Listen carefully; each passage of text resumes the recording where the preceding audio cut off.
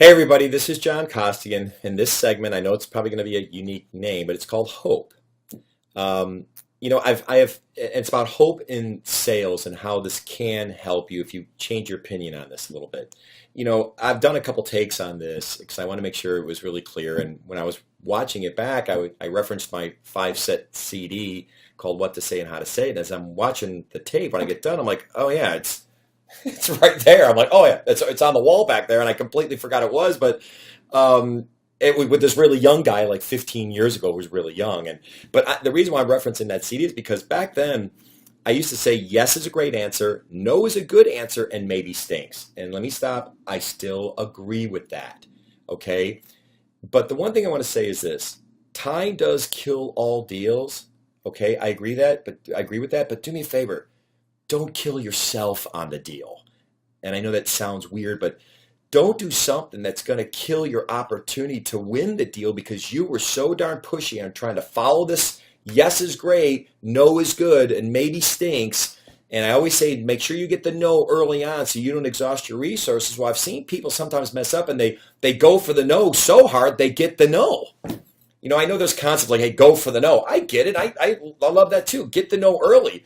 But sometimes you've done it so hard that you're getting a lot of no's. And sure, there can be something that's liberating about it. Absolutely. It's kind of nice when you get to hang up and go, cool, great. There's no, we've lost. Great. I'm glad I found out early. We can now move on. And there's not a lot of situations where that works. But the reason why I mentioned about hope is a good thing is because it's not a no. And I want to make sure that you're not losing the deal because you tried to follow this darn methodology 15 years ago and you pushed so darn hard that you got the no. I mean, you got a great company and a great product. Just make sure that you're the one who doesn't screw this up by going for this concept. One of my favorite movies is Shawshank Redemption. Most of you have probably seen it. Phenomenal movie. And right towards the end, Morgan Freeman's underneath a tree by a rock wall, and he's reading this note that was left to him by Tim Robbins when he escaped from prison. And he's reading it. And of course, you hear Tim Robbins' words as Morgan's reading it. It says, Red, and that's his character's name. He goes, Red, remember what I said. Hope is a good thing, maybe the best of things. I don't know if it's the best of things in sales, but it definitely plays a role.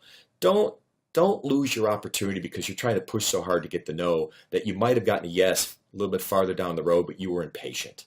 Okay? I'm also a big believer that, yes, if you want to stay in front of them, it requires nothing to put that in your tickler file, put it 2-3 weeks out. Don't put it in a forecast, obviously. It's not a real opportunity, but you stay engaged. You send a white paper. You bring value. You just don't keep going, hey, how you doing? There's a whole different thing you could do there about giving them value, giving them information where they're looking at you as a resource. That's what you want. But that takes nothing. It's a quick email every 3 weeks or so. Stay in front of them. I'll stay Hope Alley there just to do that. So I would stay with Hope on that.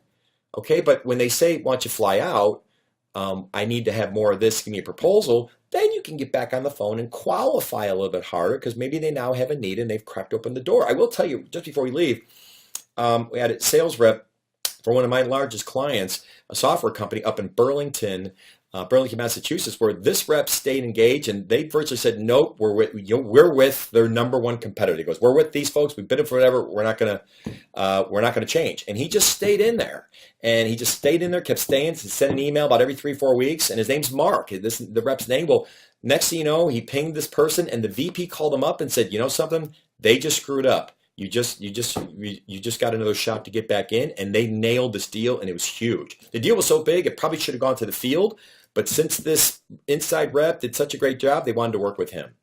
So hope it's not great, but it's not as bad as I probably made it sound out way back, the way I made it sound way back then.